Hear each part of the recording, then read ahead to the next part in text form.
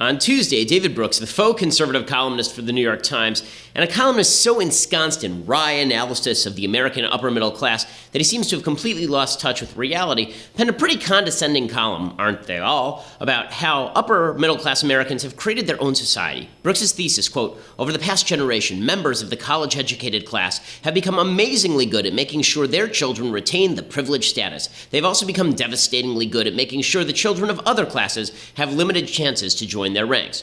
This is a pretty astonishing claim, given that income mobility in the United States hasn't really changed since the 1970s, and that income mobility in the U.S. is the same as Europe's, despite Europe's higher levels of redistribution. Virtually all differences in income mobility between the United States and Europe are attributable to dropping out of high school or having babies out of wedlock. But according to Brooks, the new elite have chopped off the ladder behind them. Brooks blames the pediocracy, stupid. He cites these facts, quote, "Upper middle class moms have the means and the maternity leaves to breastfeed their babies at much higher rates than high school educated moms and for much longer periods. Upper middle class parents have the means to spend 2 to 3 times more time with their preschool kids than less affluent parents. Since 1996, education expenditures among the affluent have increased by almost 300%, while education spending among every other group is basically flat.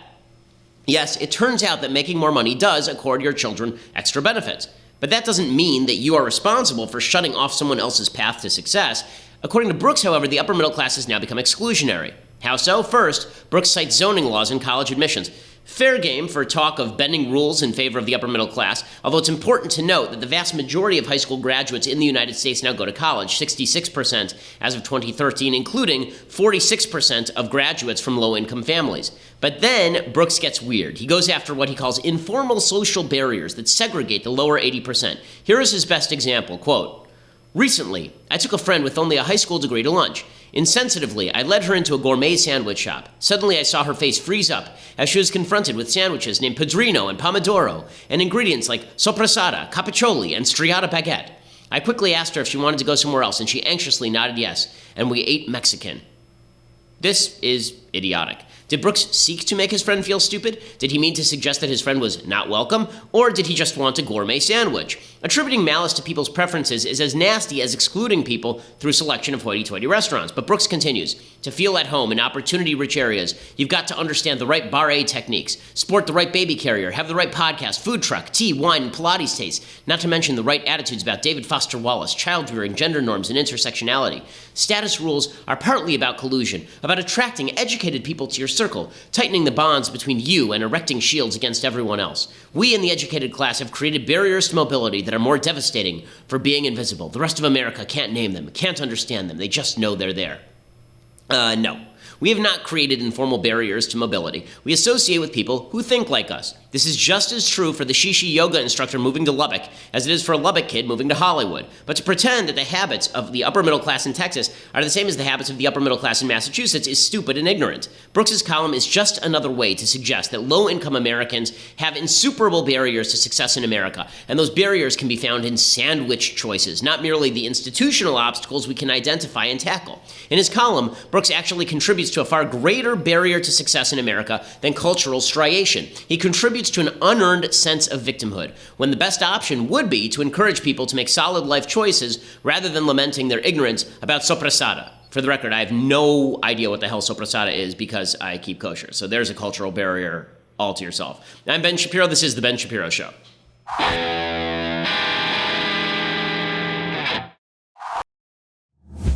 So many things to talk about. Okay, so everything is insane. Donald Trump Jr. has now blown up the news cycle. He has released an email exchange, which we will talk about. Is it illegal? Is it treason?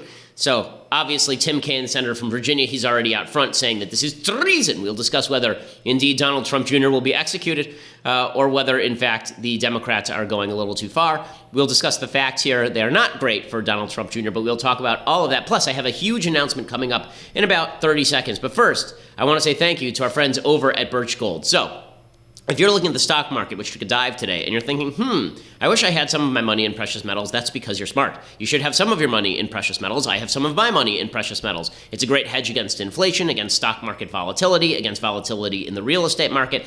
If you're interested in purchasing precious metals, go to birchgold.com/Ben. birchgold.com/Ben. Right now, they have a comprehensive 16-page kit revealing how gold and silver can protect your assets and how you can legally move your IRA or 401k out of stocks and bonds and into precious metals IRA. To get that no-cost, no-obligation kit, go to birchgold.com/Ben. That's birchgold.com/Ben. They have countless 5-star reviews and A+ rating from the Better Business Bureau. They're the people that I trust for investment in precious metals. Make sure you ask all your questions and then go and buy some precious metals as a hedge against all of the vicissitudes of life. birchgold.com/Ben. Go and check it out. It's an intelligent financial decision. Okay, so first, the big announcement. I promoted this last Friday. I'm not sure if I mentioned it yesterday. So, on September 14th, I will be going to Berkeley. Yay! So we'll see if Antifa shows up. Young America's Foundation, who does wonderful work sponsoring me going all over the country, they have worked out that I will be going to Berkeley on September 14th. And I fully expect that the administration of Berkeley will do its legal duty to prevent the heckler's veto. Okay? Violence from Antifa is not going to stop us. Attempted violence from Antifa is not going to prevent this. And if the Berkeley administration decides that they want to shut down my speech because they can't control their own students or outside agitators, well, then that's going to be on their own head. But we are coming to Berkeley in about, a couple of months now. So in September 14th, we are coming to Berkeley. I look forward to seeing everyone there. And hopefully we can have a good, solid discussion as we have at campuses all over the country, wherever they let me speak. So Ben at Berkeley, it's right now moving on Twitter, hashtag Ben at Berkeley. Looking forward to seeing you all there on September 14th. No heckler's veto. Okay. So, on to the news. Well, actually, before I mention the news, I know I'm really stringing this out, but before I get to the huge news of the day, I just want to mention, have you seen this cup? This cup's really great. I was told that I need to tell you about this cup earlier in the show. So here is this beautiful, magnificent cup. Leftist tears, hot or cold. I can't drink from it today, Jewish fast day, but you will enjoy drinking from this cup when you subscribe over at dailywire.com. I'll tell you about that later, but the cup is fantastic, so there you have it. Okay, so the big news of the day is, of course, that Donald Trump Jr. has politically pooped his pants. So this is a problem.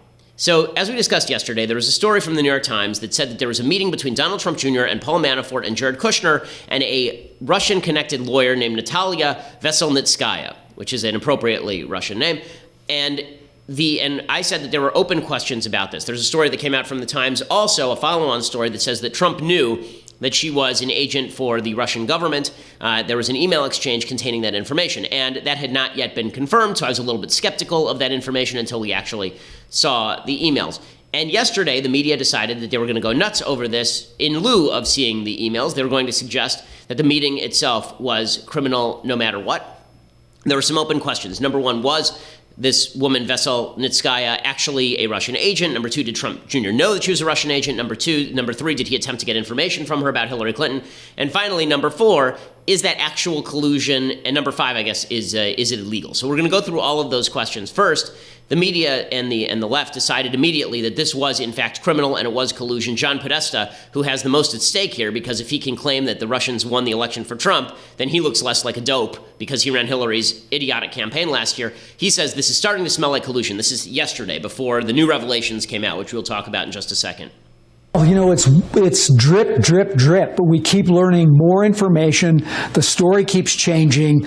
Now it is clear that they had a specific meeting to gather dirt on Hillary with a Russian lawyer with close ties to the Kremlin. The story, again, keeps changing. We never knew about that meeting that Mr. Kushner attended earlier. Donald Trump Jr. Said that he specifically went to the meeting with the hopes of soliciting negative information about Hillary. It's starting to smell more and more like collusion to, I think, the public. But most importantly, we really need to get the facts straight on this. Okay, so this sort of drip, drip, drip language, of course, we had to take with a grain of salt because the Democrats have been saying this since literally the middle of last year, and that drip, drip, drip hadn't actually amounted to anything. Senator Richard Blumenthal, he did the same thing. He says, the meeting is criminal. We don't know what happened. This is yesterday. We don't know what happened, but we know it's criminal. Finally, we're going to get the smoking gun. This will be our chance. We will finally nail this sucker down. Richard Blumenthal from Connecticut.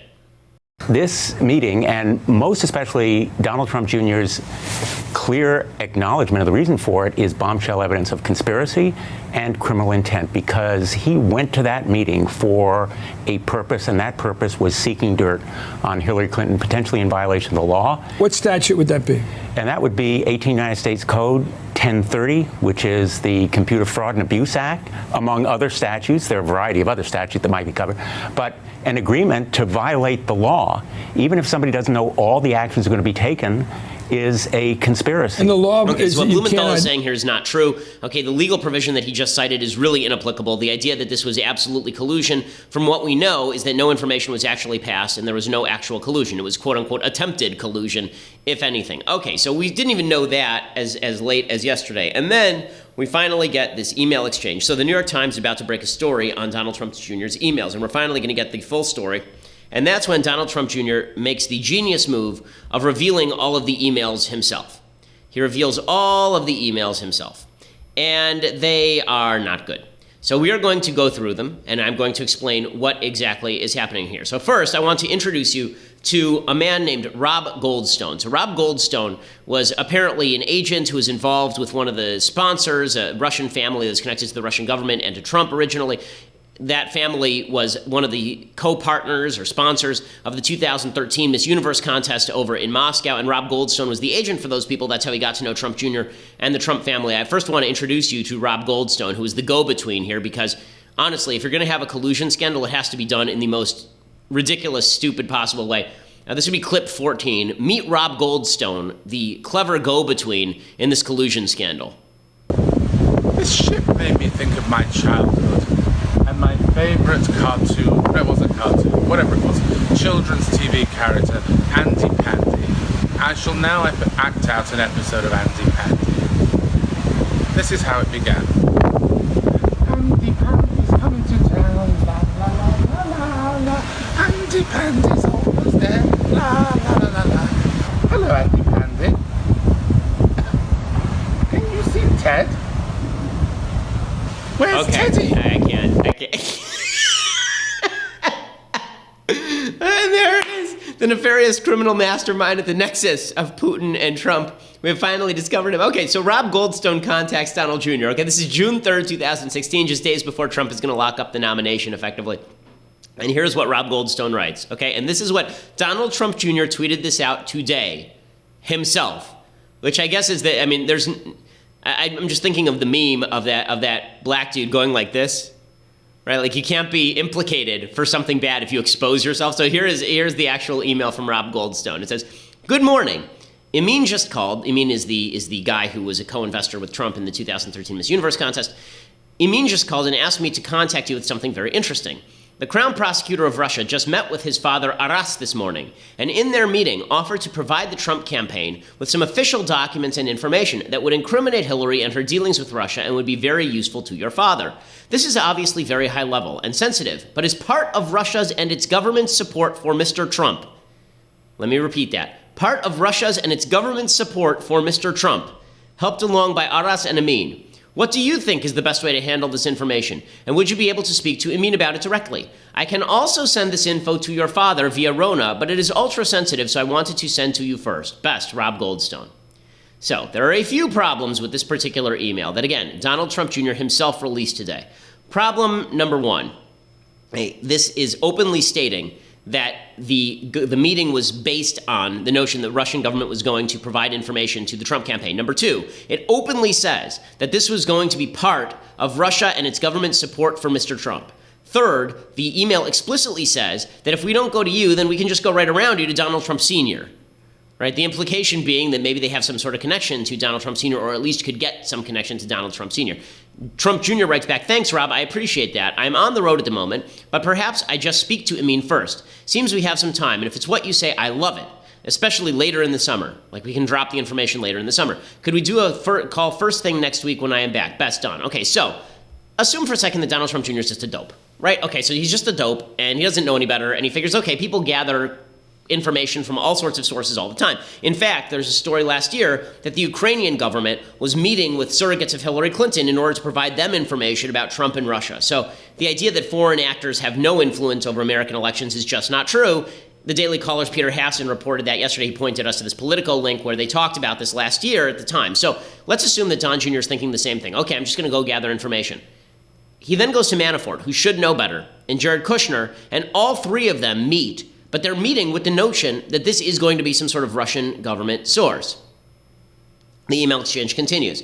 And now Rob Goldstone writes, "Hi, Don. Let me know when you are free to talk with Amin by phone about this Hillary info you had mentioned earlier this week, so I wanted to try to schedule a time and day. Best to you and your family, Rob Goldstone." Okay, and then it continues. So there's more of these email exchanges, like 4 pages of these email exchanges, and the email exchanges continue along these lines. They say that Amin is in Moscow. He'll call you when he gets off stage. And then finally, here is the critical email, June 7th. "Don, hope all is well." This is from Rob Goldstone. "Amin asked that I schedule a meeting with you and the Russian government attorney who is flying over from Moscow for this Thursday. I believe you are aware of the meeting and so wondered if 3 p.m. or later on Thursday works for you. I assume it would be at your office. Best, Rob Goldstone."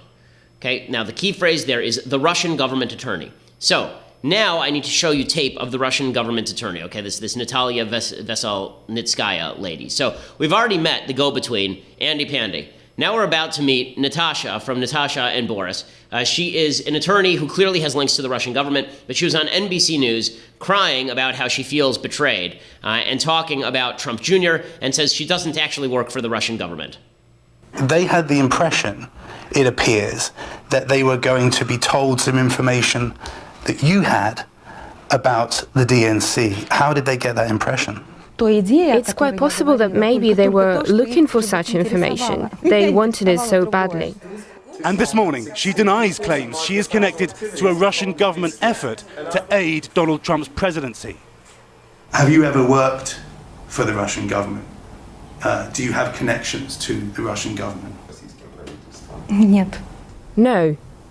Okay, so if you listen to Veselnitskaya, then she's not related to the Russian government, but the Trump team was so eager to get information from the Russian government that they met with her randomly. So none of this story makes any sense from her perspective.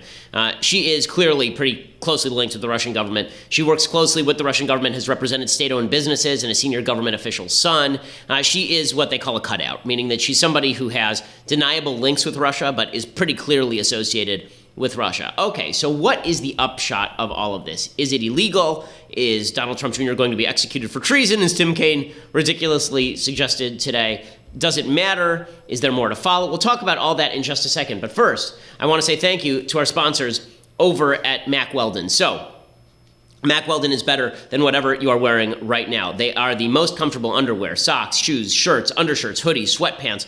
When I go home, I don't dress as beautifully as I do here on the set. I get immediately into my Mack Weldon gear. In fact, I'm wearing Mack Weldon underwear right now, and they are the greatest underwear that I own. They are just fantastic. I won't even describe to you all the ways in which they are phenomenal. I will just say that they hold up better than any underwear that I own. You know, you get like other brands, and they fall apart after you put them in the wash 15 times. That is certainly not the case with Mack Weldon. They also have a line of silver underwear and shirts that are naturally antimicrobial, so you don't stink as much. They want you to be comfortable. Everything is very comfortable. They look good. You can wear it in. You can wear it out. Everything performs. MackWeldon.com. It's MackWeldon.com. MackWeldon.com. You get 20% off using promo code Shapiro. That's promo code Shapiro, Shapiro, 20% off everything. And it is the best.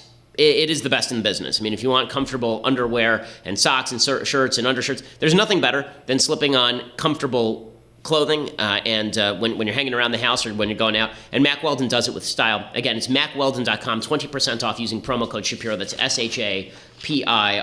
Okay, so is this a crime? So let's assume that everything in this email is just as it suggests that it is.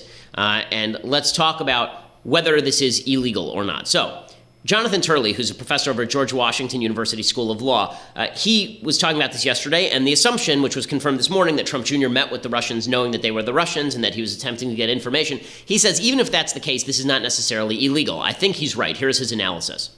I've been looking at, some of the tweets from other former campaign operatives for other campaigns. They said, yes, we do lots of opposition research, but not with foreign entities, not with someone from another country. First of all, it doesn't appear to be true based on the Ukraine connection that we heard about today on the DNC side. But is that true? Does it complicate this legally that it was a meeting with someone from another country who may have a tie to the Kremlin, as most people do, in some tangential way or otherwise? No, it's only if we get more information, there could be some wire that's tripped. But the fact that you've received information from a foreign source is not itself any type of crime unless you start to radically broaden the campaign finance rules. The fact is campaigns and aides meet with foreign leaders and nationals all the time. They share information about trade and other issues. Sometimes they share information that runs against their opponent. in a campaign. That is fairly routine. Now, what is not routine is to have high-ranking people like this meet with someone without knowing the nature of the meeting. Okay, what he's saying there is exactly right. It is unusual, but it's not clear there's a criminal act if we are now going to say that getting information from a foreign actor is a violation of campaign finance, that basically information counts as some sort of donation. Then Hillary Clinton was getting information apparently from the Ukrainian government, as I mentioned earlier, and so it's a little bit difficult to make that case. So it may not be illegal, but it is certainly going to be the beginning of the Democrats really ramping this into high gear. You thought they were rabid now. Wait. I mean, now they're going to get really rabid because they're going to say, okay, this was just the beginning. Obviously, you have a willingness on the part of the Trump campaign to meet with members of the Russian government or people who they thought were members of the Russian government. Obviously, you have a willingness on the part of the Russian government to say straight out that they were attempting to swing the election for Trump. Now, there's a way to read that, which is the Russian government was approaching Trump in an effort to entrap him, that basically they wanted to just mess with the election. The only way to get to Trump was to say, we support you. And so they said that in order to get to Trump. But really, their entire goal was to mess with the election. Bottom line is that this is going to ramp the Democratic machine into high gear. They're not going to claim that there was absolute collusion. However, this is not the whole story, and I'm going to talk about what the whole story is in just a second. But for that, you're going to have to go over to dailywire.com. So right now, if you go over to dailywire.com and you subscribe for $9.99 a month, we just raised our rates. You're going to get my show, the rest of my show live. You're going to get my mailbag. You're going to get Andrew Klavan's show live. You're going to get the aptly named Michael Knowles show. Is that what we're naming it? Or are we calling it the Trolls show? We don't know yet. Michael Knowles show is going to be coming as well, so we're going to be doing that. We also have lots more goodies that are going to be coming behind the paywall, so make sure that you go over and subscribe right now. $9.99 a month for $99 a year, which is a pretty hefty discount from $9.99 a month. You will get not only all of those things plus an ad-free website, you get that with any subscription, but you also get this magnificent, etched, hot and cold thermos, this mug, which is just, it's the greatest thing that you'll ever see. I mean, look at this. This is worth more than your house. It's unbelievable. You can see the silver shining through, and it says right on it, leftist tears, hot or cold. The greatest way to drink leftist tears is, of course, in a Daily Wire mug, and we appreciate you joining us over at Daily Wire. Also, make sure that if you want to listen later, go over to iTunes or SoundCloud, hit subscribe, make sure that you download the show, and leave us a subscription. We always appreciate it. Leave us a comment, or rather a review. We always appreciate it. We are the largest conservative podcast in the nation.